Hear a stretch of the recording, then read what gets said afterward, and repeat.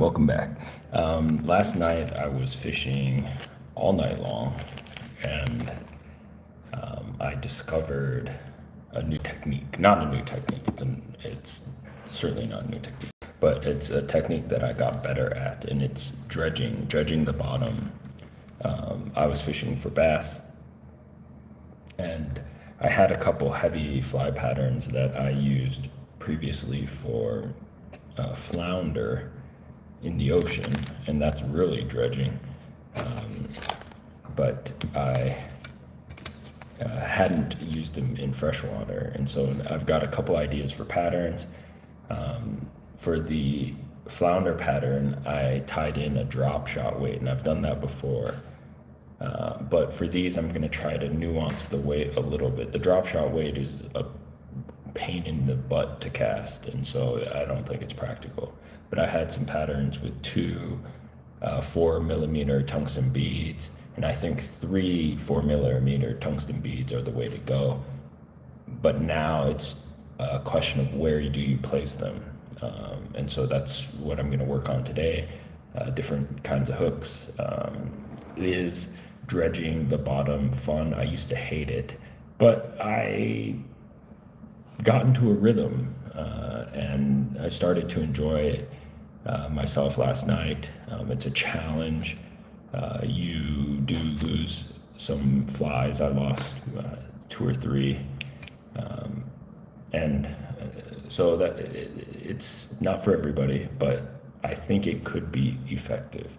And the better I get at it, the more water and seasons it opens for me to fish for bass. So let's get into it. One moment.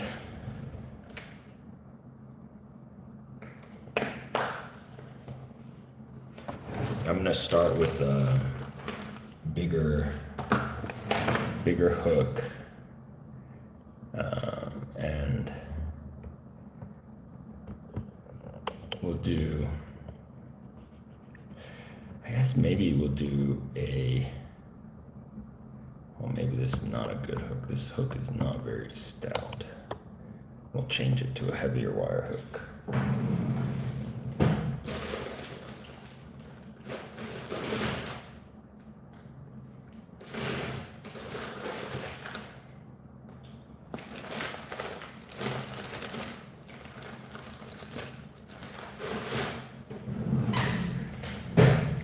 All right, we've got a heavier hook.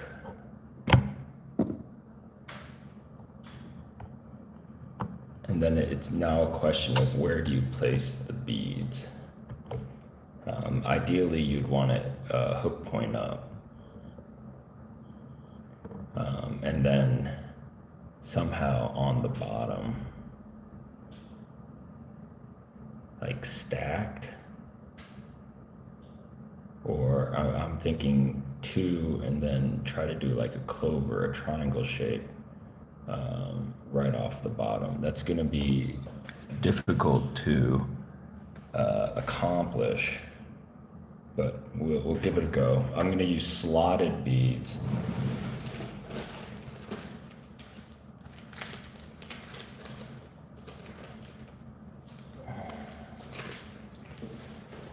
Some 4 mil slotted beads. I was casting the flies that had two 4 mil beads on them. I was casting it fine, and I think three will also be fine. I'm trying to pick the beads that have smaller slots. They don't even fit on the hooks, the bigger jig hooks that I have, so this isn't really a waste. The bead company doesn't do a very good job of having universal. The hook companies and the bead companies don't do a good job of matching hooks and beads. A bead company doesn't sell hooks. A hook company usually doesn't sell beads. So these all have smaller slots. We're going to try to get these tied in somehow in a mound shape on the underside, so the fly rides hook point up. That's the goal. I should have also used a swivel last night, a micro swivel. I didn't, but next time I fish, I'll use a micro swivel and then hook point up, dragging the bottom, dragging the bottom. So we need thread. What kind of thread are we using today? Not this thread.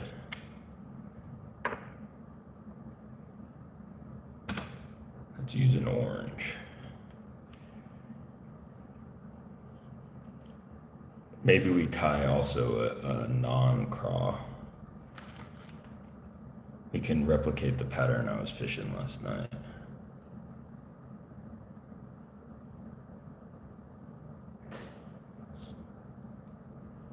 All right. To tie in to secure the beads, I'm gonna use monofilament. It's a little bit, it's easier to thread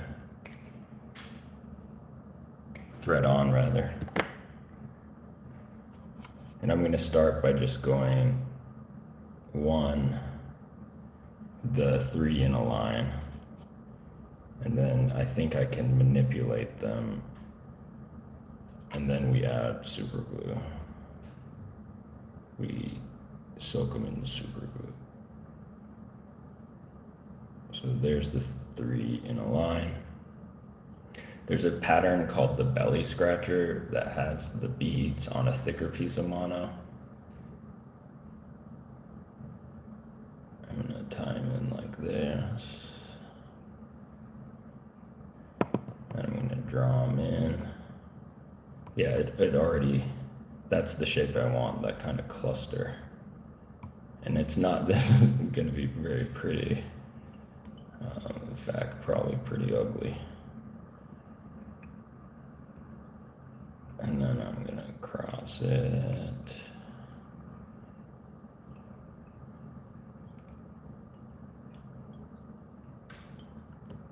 I'm gonna bring this mono back around to try to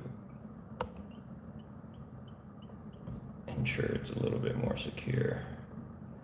The beads are spinning. Uh-oh, we lost our cluster. So we need to reinforce a little bit better. Okay.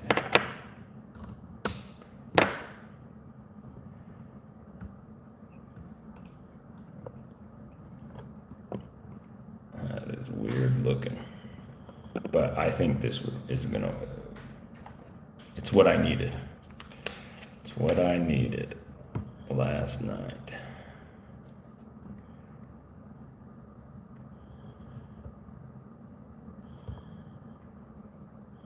Drop some glue on there, all around.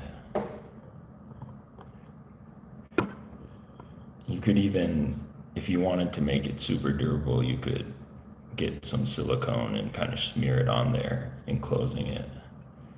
We're not going to worry about that. And then the fly, I think, keep it super simple. Rubber leg, tail, you know, those would be the claws, and then some kind of synthetic body. You keep it simple. Whether you put material over the beads, I don't know yet. I think you kind of leave it exposed. That's my inclination. You could do a kind of dubbing veil over. And we'll see. Let's see. It's got to dry. Let's get the rubber ready for the legs. Do this dark brown, and then maybe a purple or chartreuse. Purple and chartreuse, maybe.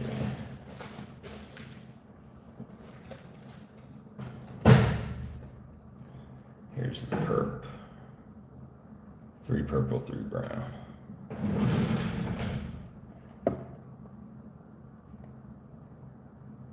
And the brown is shorter than the purple.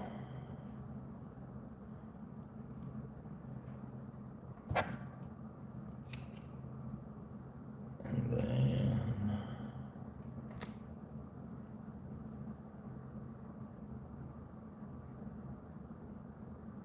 Do you want to double it up? No, I don't think you do. So we can use this for another pattern. You might want to knot it though. This is risky. They could foul.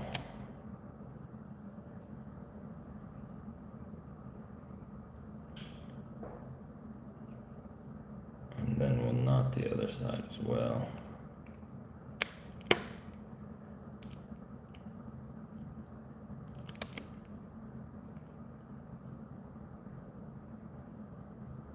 And then we tie them in like this. That's the idea. It was spinning a little bit, not as bad as before. We'll call that good.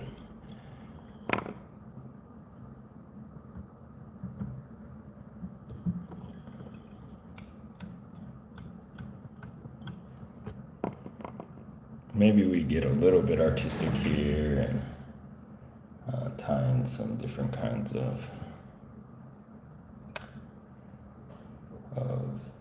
material, some kind of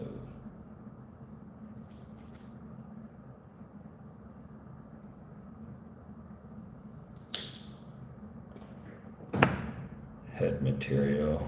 We could use some bucktail. Measure out the tips, have that kind of poking out up here.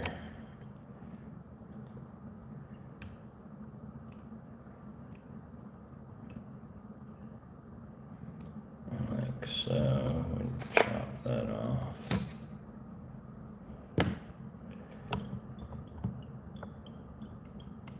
And then I'm thinking kind of a shell back we can put on this side. Let's do our legs first.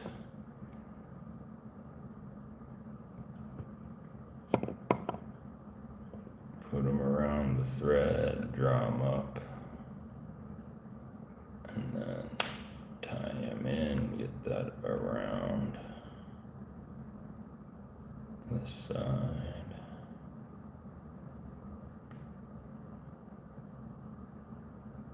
Oh no, I'm gonna tie the legs further back. Maybe tie them in right here. So then now the legs are too or the arms are too short.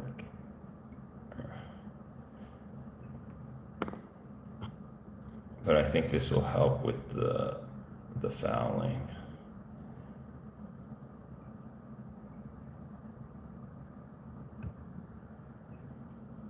Having them kind of poking out the side like that.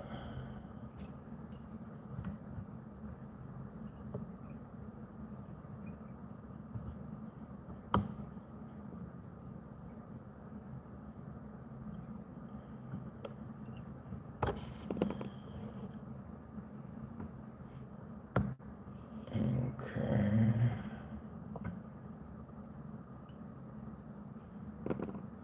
Maybe some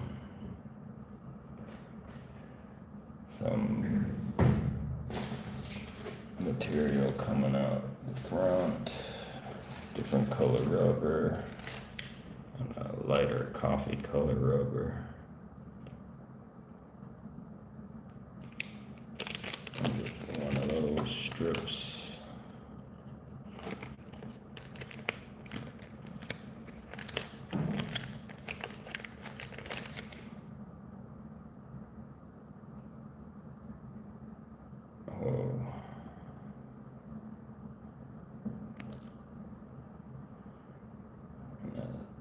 Rub this back on itself a few times.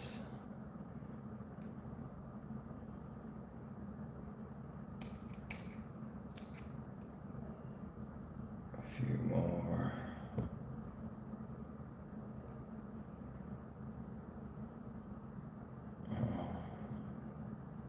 How much do we want?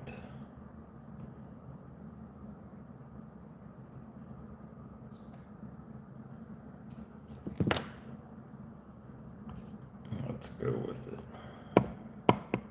Go big or go home.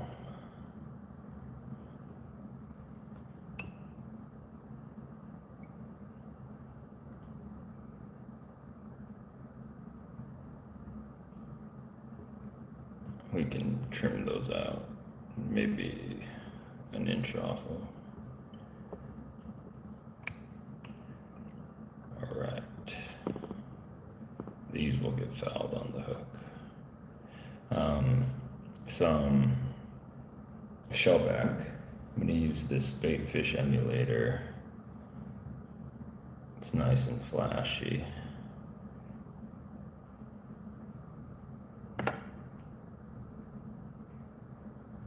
Just cut a section off it.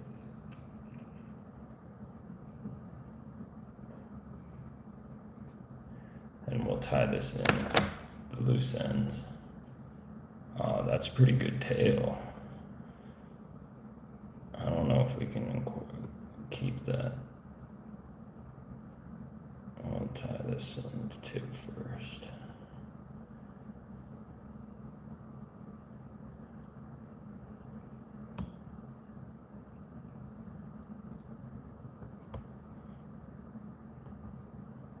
This is not fun to tie.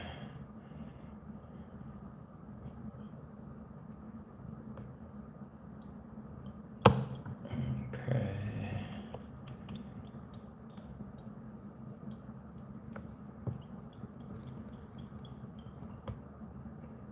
Now we need a body, some kind of body material.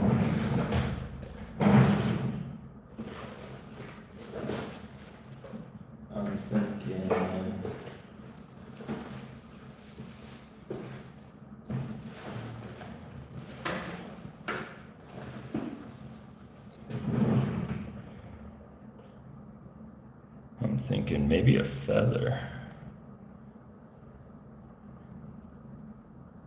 No, that's dumb. Some kind of dubbing blend.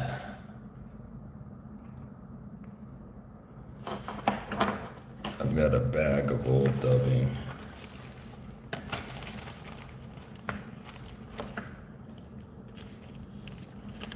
These are some old blends.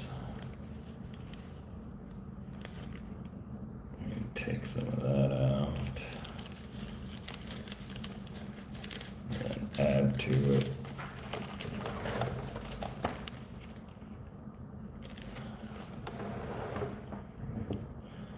Marbu would be good too, but we're going simple. We'll add a little fox fur.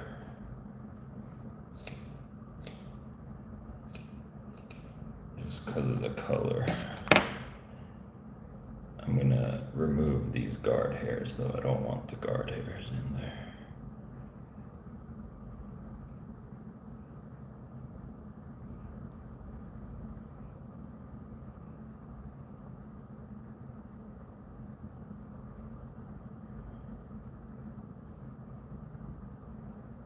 That's okay, and then I'm gonna blend it with this synthetic mix we had.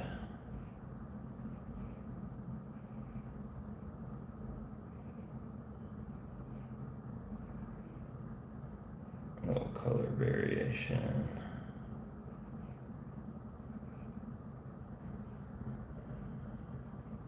A little bit of flash, little texture variation as well. The fox is really soft and the pre-existing blend was pretty coarse. Okay, that's good. There's a random deer hair in there. And then we'll create a mono loop. This is just 1x mono tippet material.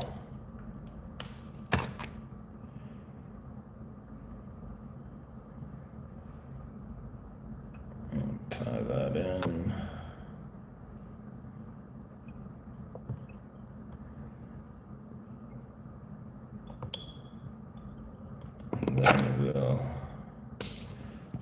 come around the base of the loop a couple times,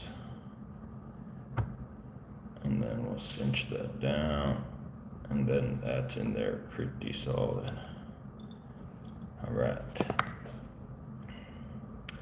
we need our dubbing tool.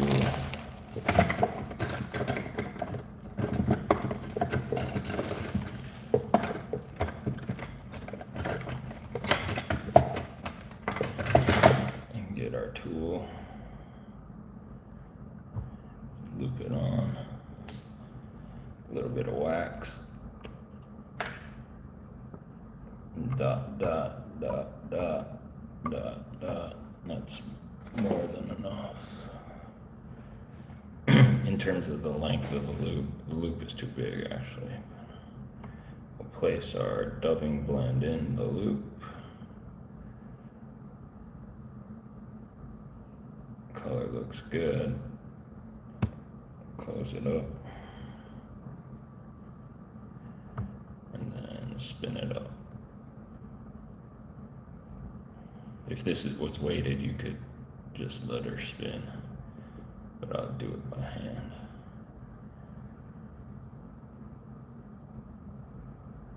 And a little bit more.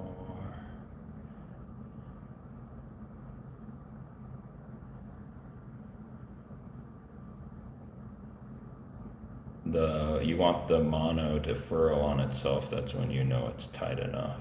There it goes. A couple more. And stop. All right. This doesn't need to be so thick. So let's pick it out.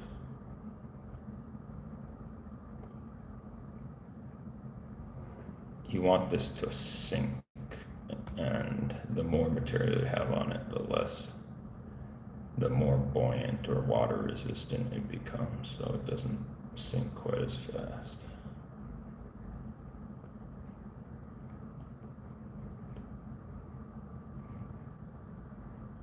So thin that out as best you can. And then we will wrap it up. Let's use the rotary. Get a couple wraps. Oh no.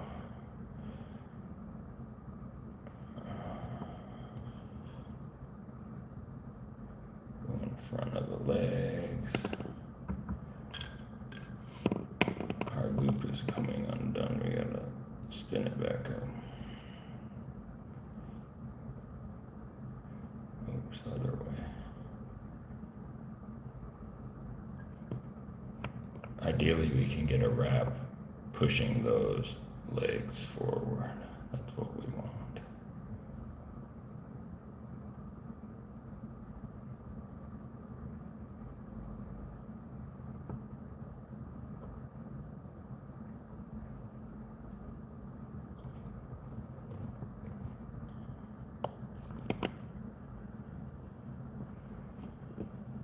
Come back over again.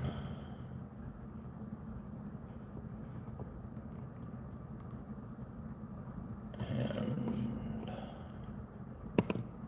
go ahead and finish it out.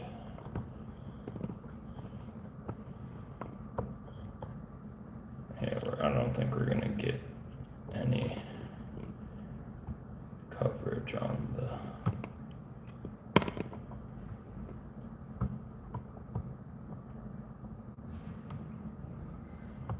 our bead pile.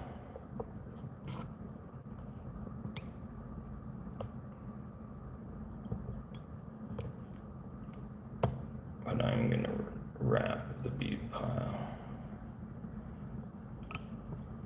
and the mono.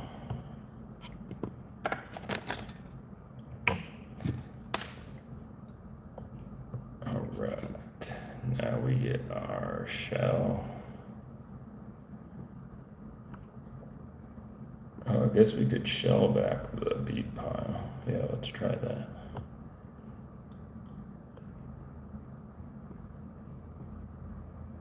Shell back the bead pile.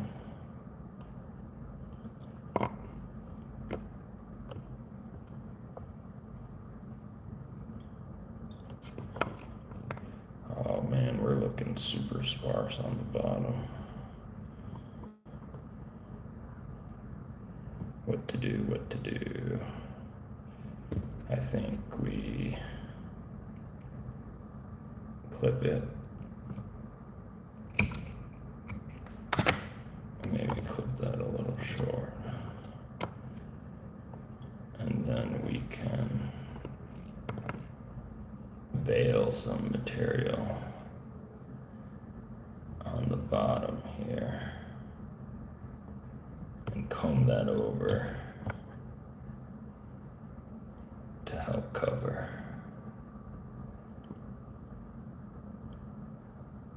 We'll pick that out. Oh God, this was rough. Rough ending, good start. Well,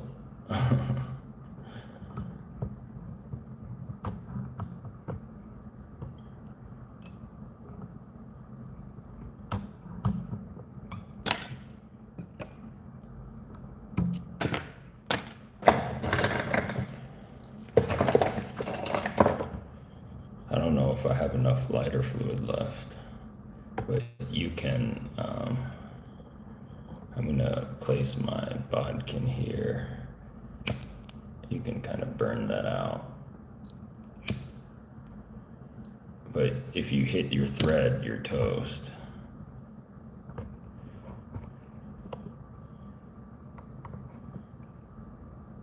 Let's try one more time. Oh, buddy. Getting dangerous. Yeah, we gotta clear that out. Maybe with the razor.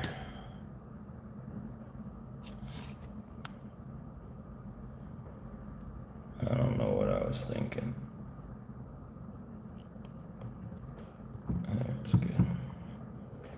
Let's pick this out.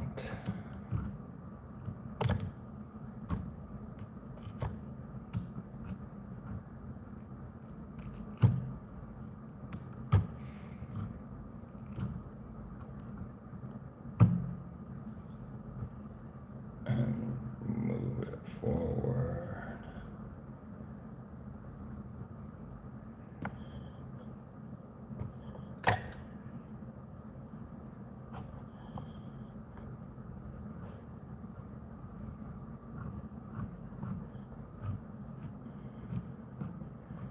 Send that out a little bit more.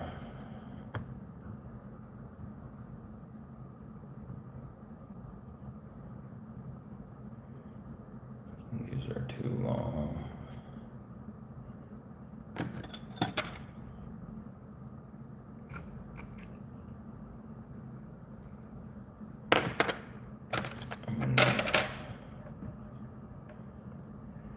Start separating the claw ends.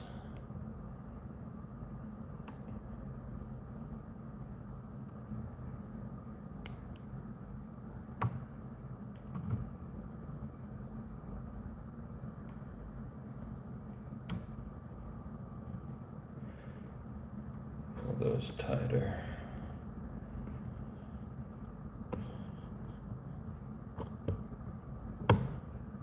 And then we can add some glue to the bottom of that. Oh, don't drip on me. Right there.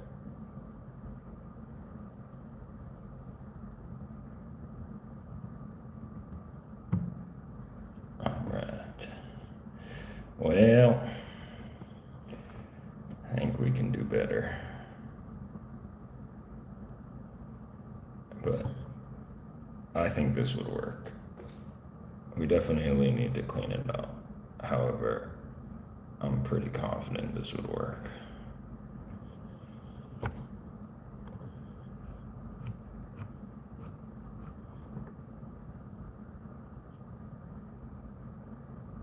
The arms are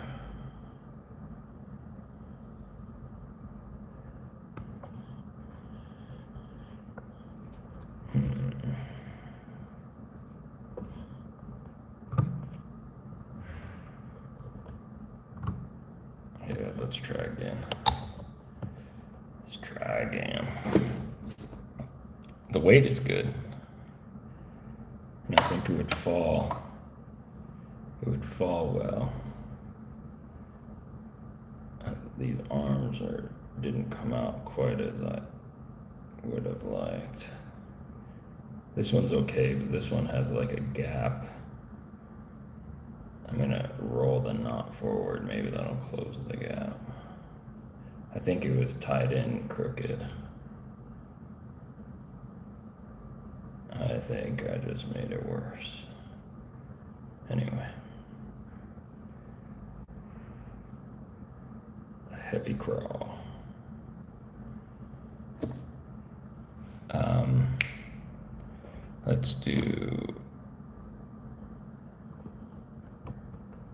Let's do the pattern I had a lot of luck with last night. Hopefully I have all of the necessary material. Yeah, we could make it a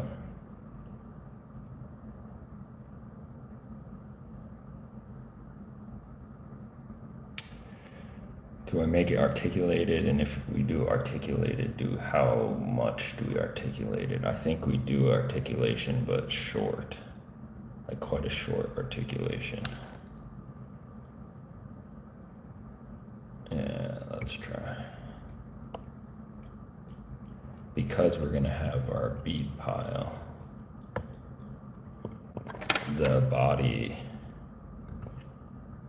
is gonna get shortened. Where is our,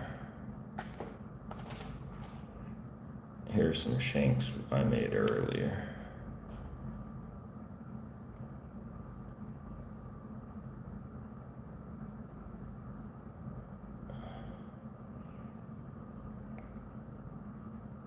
I can't get it off.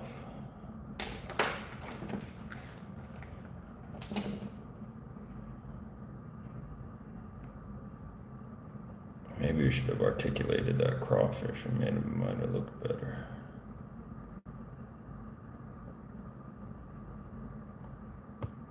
You think about the bucktail, this is going to be a bucktail pattern. I think that's too long.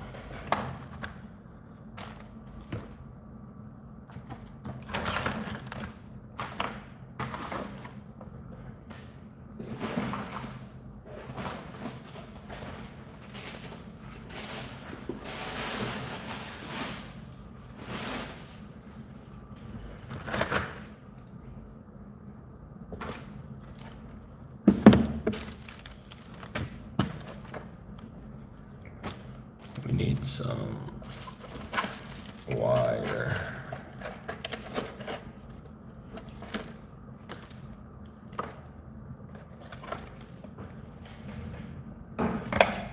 This is 0.8 millimeter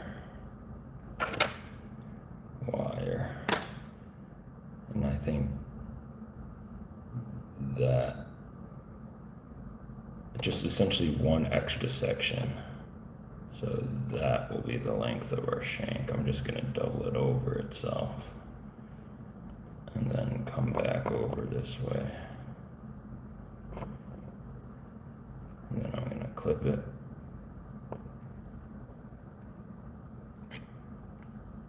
And then I'm gonna press everything down.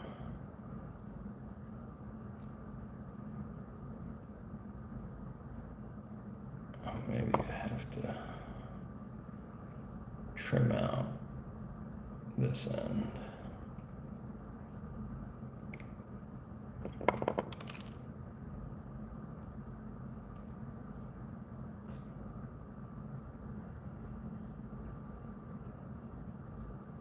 Pinch it down.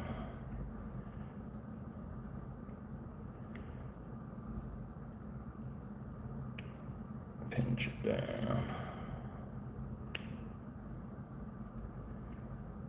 This is a little bit too long.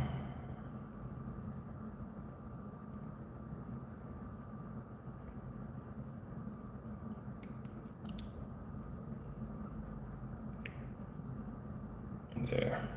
All we want is a platform to tie on. That's all we want. If you were connecting shanks to shanks, that's more finessey, but we just want a platform to tie on. Why I started threading this is beyond me.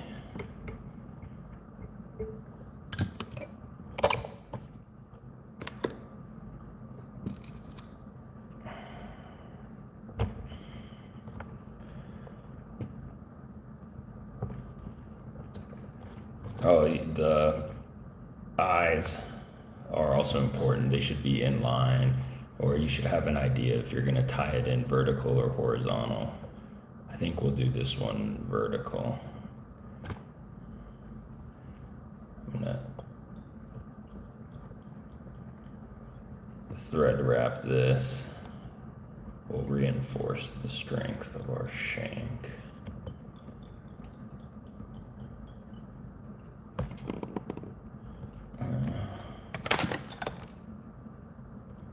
And then we will get some material.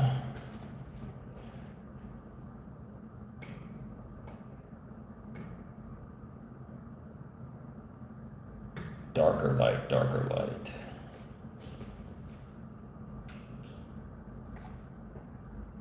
Darker light. Maybe a little dark. This is a chartreuse, but I'm going to use the back side of this. A little bit darker.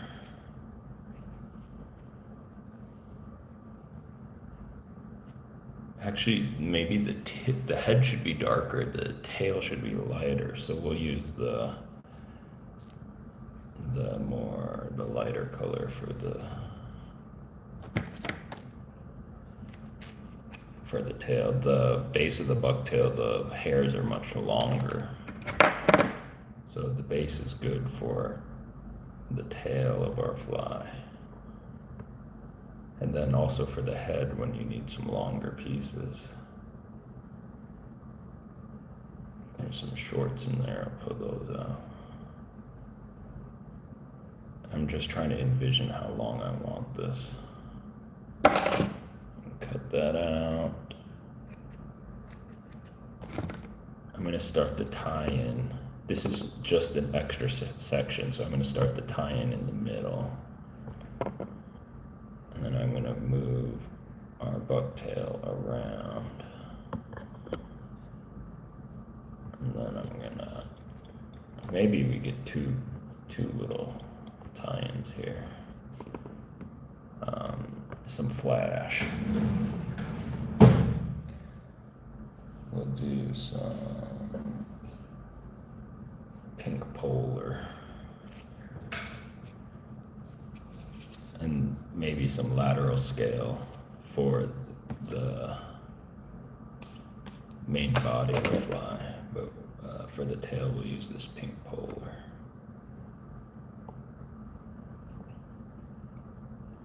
And then we'll bring this around to the other side. We can trim our flash later. A little extra section to finish her off.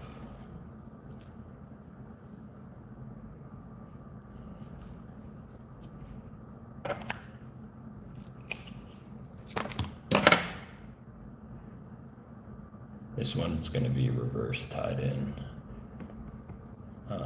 Ideally slightly shorter than the tips of the tail, but because this is the whole thing is the tail, I'm going to do it about equal length.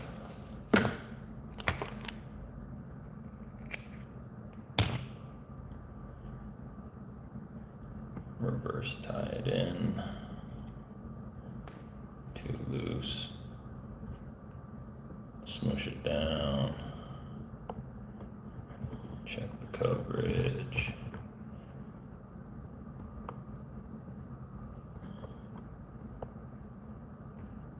Tight. And trim these don't have to, but I am going to. This would be a good place for a drop of super glue as well. Crane it back. Tight, tight. Advance your thread. You could pinch wrap this, or you could just let it kind of fly. I'm gonna do a slight pinch wrap. I'm covering those butts and helping them move backwards. But I'm not cranking down. The tension is minimal because I don't want the thread to slip. When I come back around, I can start cranking down. Like it just helps, a little thread head helps that material swoop back. Okay.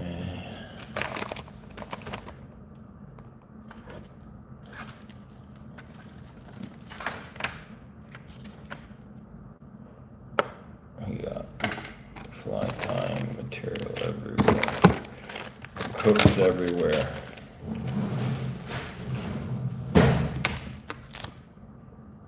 Oh, got a random piece of mono. Whip this.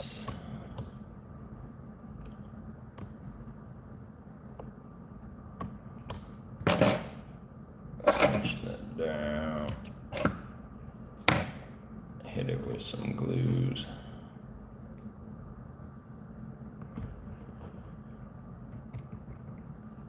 And then take her off. That's going to be our little tail section of our fly. I kind of like it all poofed out like that. This is a bottom bait, so the bigger profile, the bigger presence, slim is not necessary. Something to keep in mind.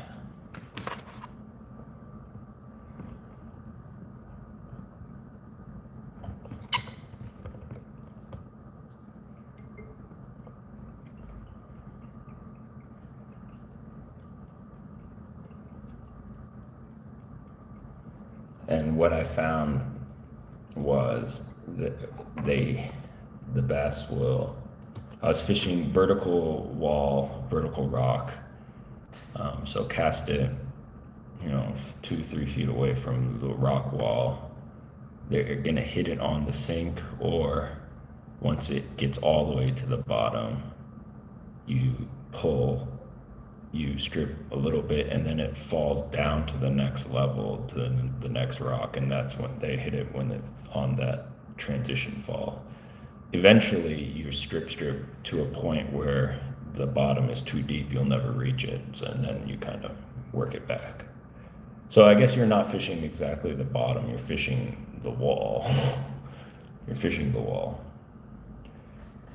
The slope, rather. 3 beads.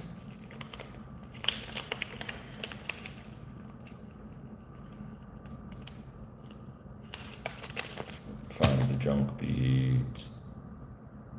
Yep, that's a junker. That's a junker. That's a junker. All right. Oh no, this one's junkier than this one.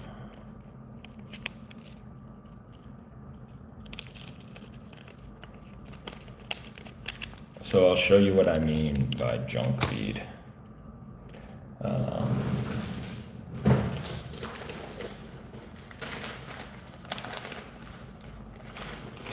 This is a size 10 jig, and this slotted bead doesn't fit onto this jig hook, so I can't use this anyway,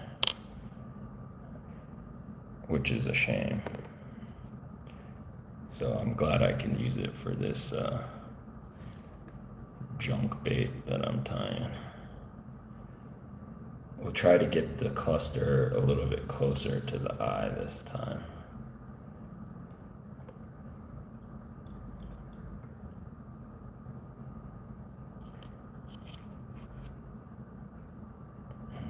slide them on in.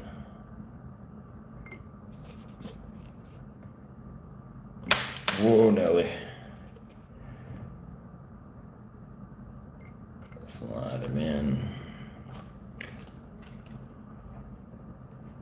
Last night I was fishing a two bead fly, which was getting it done, but I wish I had something heavier. That's why we're doing these 3 bead patterns. Okay, now we do a loose wrap, and then we draw them in to get our cannonball cluster.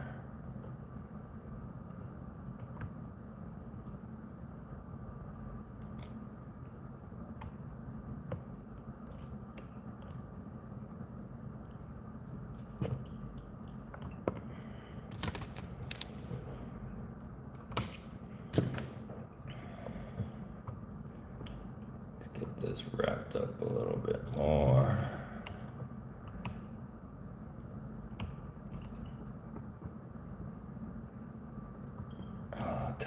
Time this off is going to be a nightmare. We can get tippet in there, but maybe we have to tie off up here.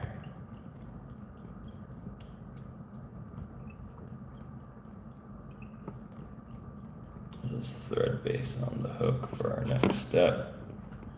A little bit of glue on our cluster. Let that permeate.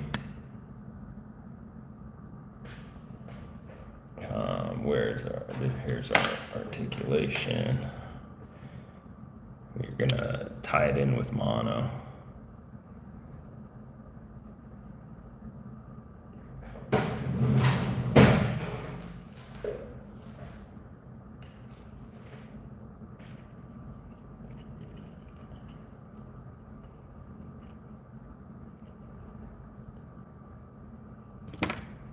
And then I wanted to do a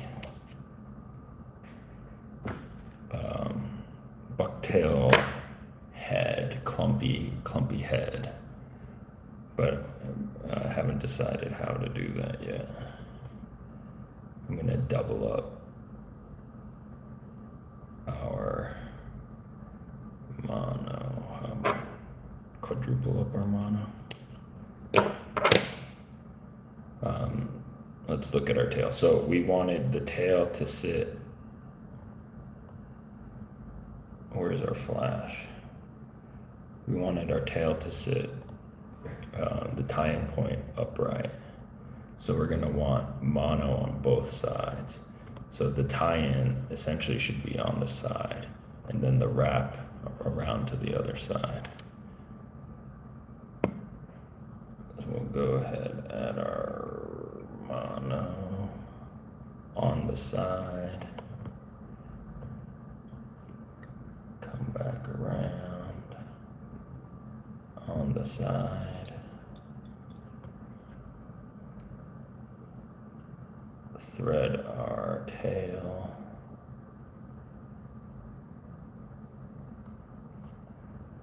and then tight as we can make it, connect it, and we can come up to it to tighten that. Yeah, there we go. There we go. Beauty.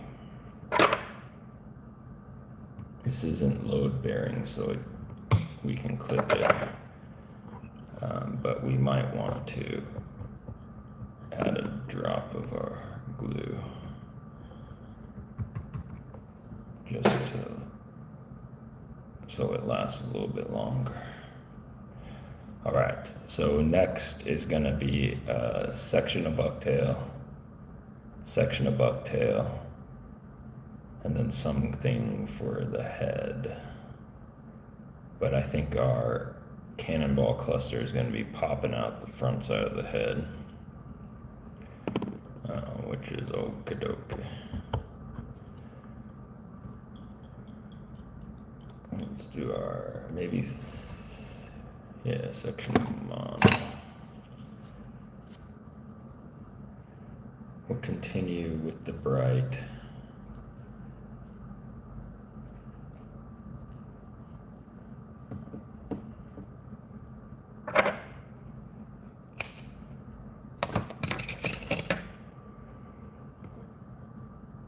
But we want it a little bit shorter than the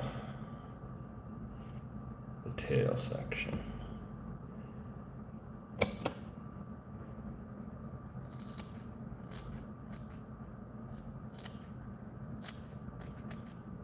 And we will tie the two loose, give it a smush.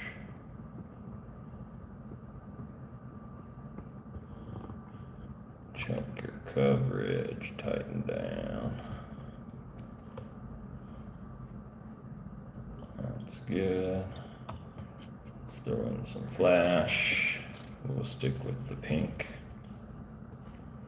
Pink Flashaboo. Get a little bit heavier this time though. I think we did 2 or 3 strands on the tail section. We'll do 5 strands for the body.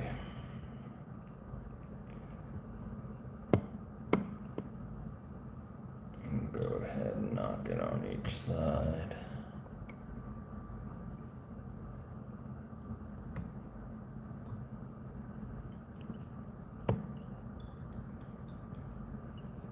And we'll do another. We're gonna have to trim out that flash.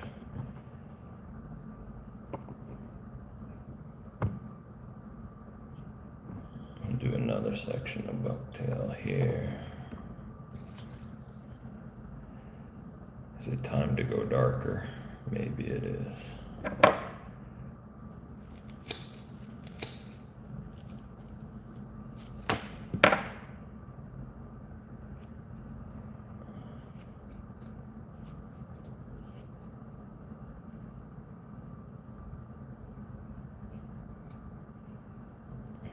Measure it out, trim your butts. We're gonna reverse tie this one.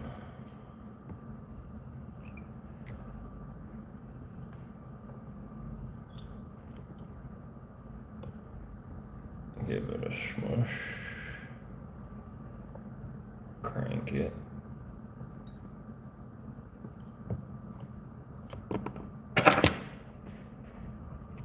Trim this down a little bit so it helps it sit flat.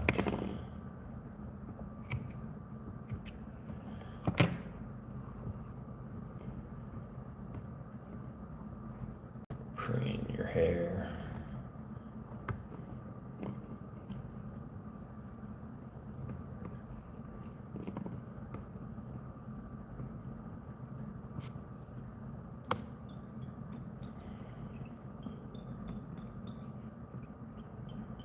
I would do rather than synthetic hair, bucktail I think is going to be better for this kind of pattern. It's just lighter. The synthetic hair got tangled a lot. It was a mess. I kept having to try to like comb out the fly. So I think the bucktail's the way to go.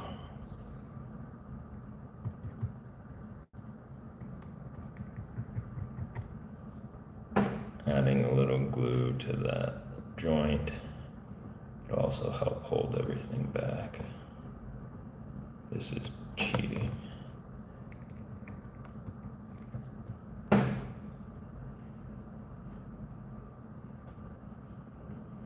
right, one more section and then we'll just build the head.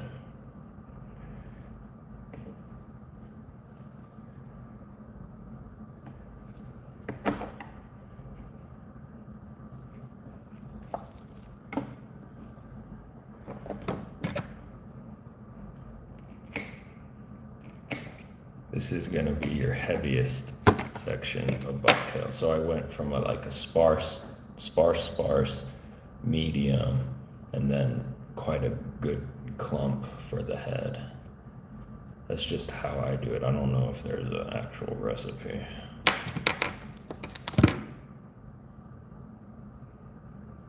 you're building taper in the tail, so you don't want it to be too thick.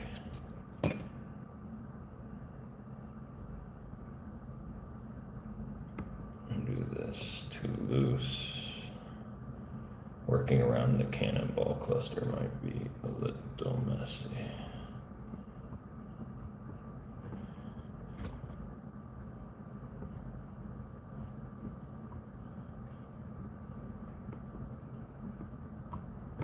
Remember, this is going to be the top, so maybe we should have tied it in up top and then too loose. But that distribution looks okay.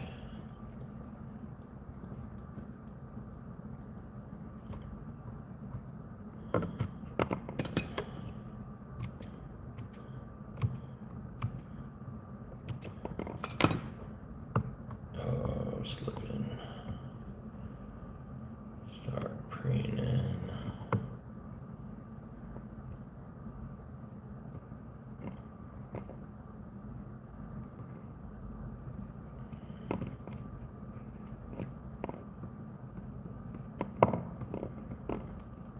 Advance your thread.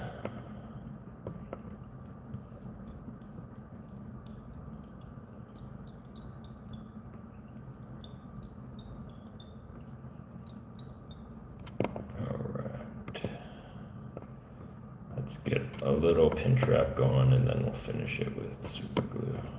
I don't think we need to add any more flash. And I think you could stop the fly right here. This would be enough. You don't need to build a head.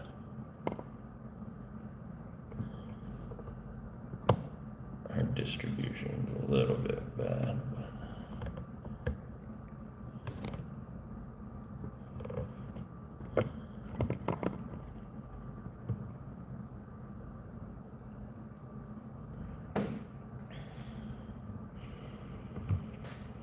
okay, so what I imagined, like a brush, bucktail brush essentially, like spin it up and then wrap it and then kind of trim it out, is what I had originally imagined.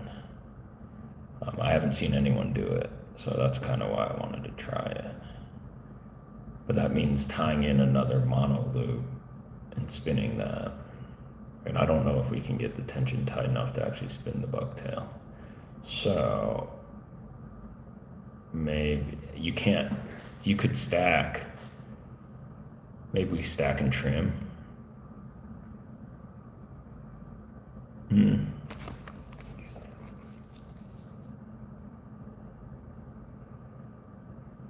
Yeah, maybe we try that.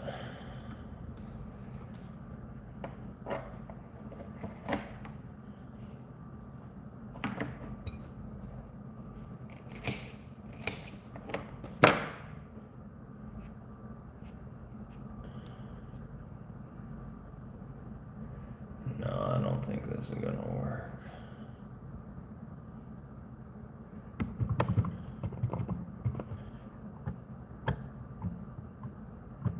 Dubbing would be safest. Yeah. I got scared. Dubbing's gonna be safest. So we have our fox blend we had before.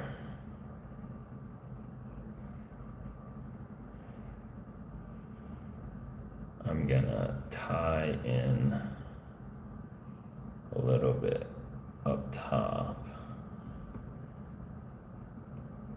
And then I'm gonna tie in a little bit on the bottom.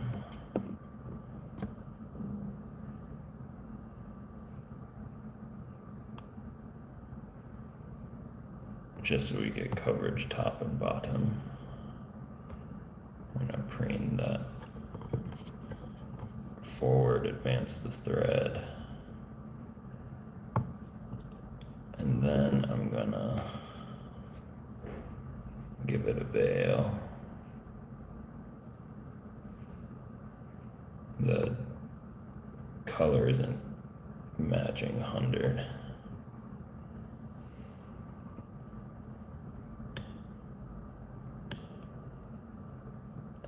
this will be our tie-off spot, right behind that last cannonball.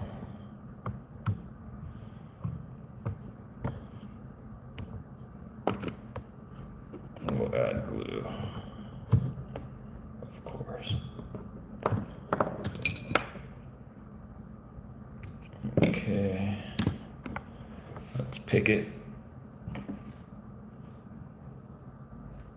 out. Where's our bodkin? Bluey.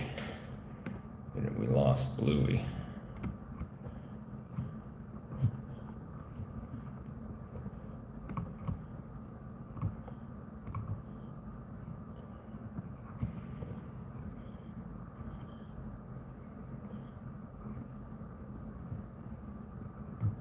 We might have just picked out our whip as well.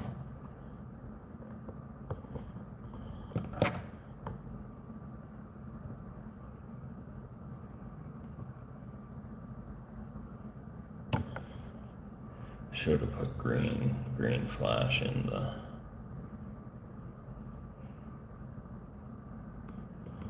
dubbing blend.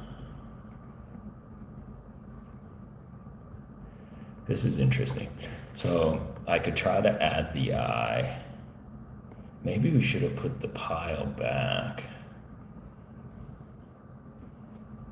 I don't know why I was dead set on putting the pile up front. I could try to get the eye to cover part of the pile, or just put it right on the head. I think I'll just put it on the head. This is a lesson learned. Lesson learned. Lesson learned.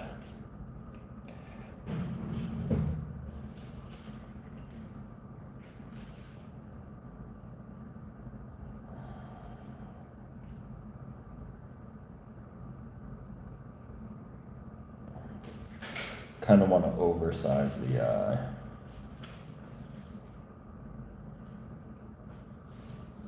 But I also kind of want to make it flashy. I'm going to use these emerald greens.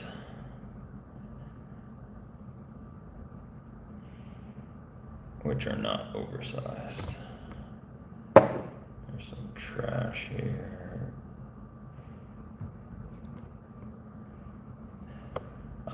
I don't want to glue the head and make it solid, and then it'll impede the hook. So I want to aim more toward the bottom, so that head stays soft and the hookup can still get there.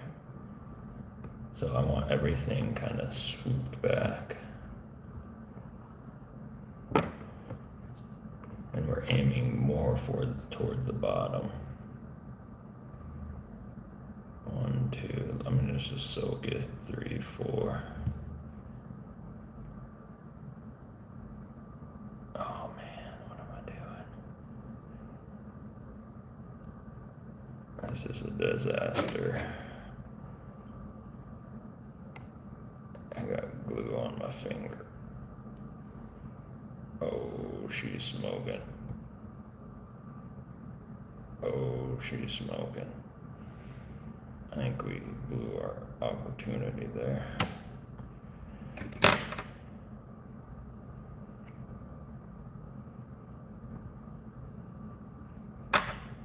Yeah, it already set.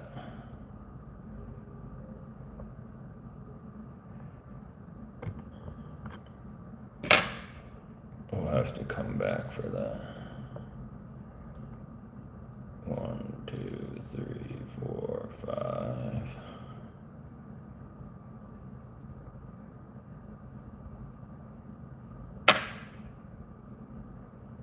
Oh, she's smoking.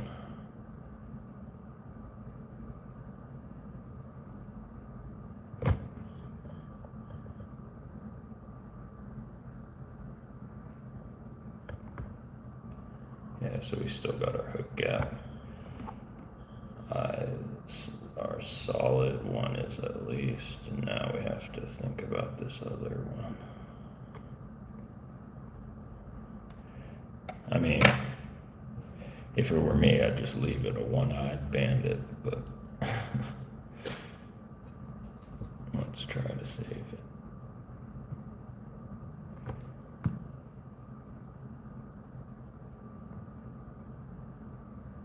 It's already so solid.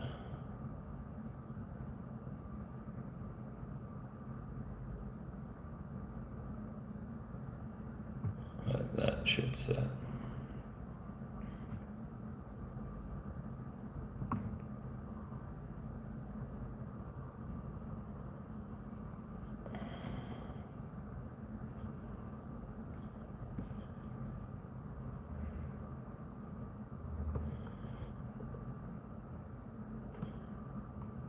We'll let that dry.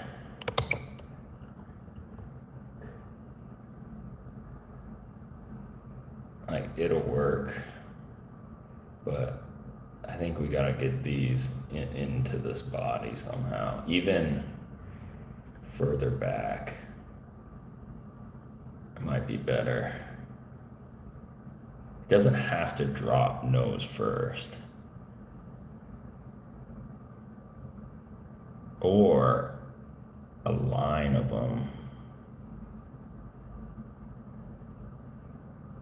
But that would, maybe it would not fall hook point up.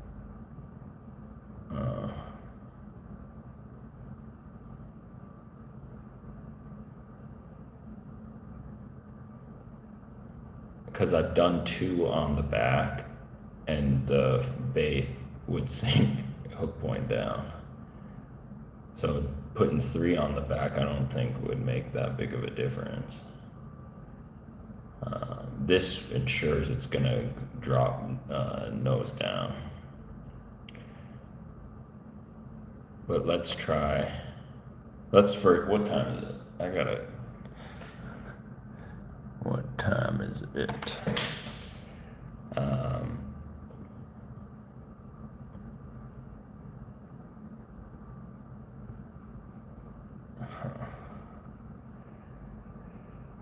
Might have to reconvene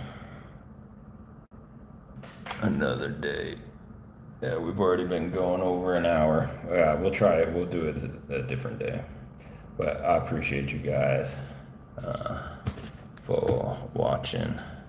Let's review what we did today. We did our craw, which had our same cannonball concept and rubber legs, but we jacked up the legs a bit. The bottom leg, you can see, has a big old gap on it. And then we did our bucktail pattern. In terms of which one I'd grab first, if I were fishing tomorrow, it'd be this one. I know this would work. And then drag it or let it fall down those rocks. All right. Hello. No interesting comments. We've got a Korean. Moongi. Hello, Moongi. Thank you. See you next time.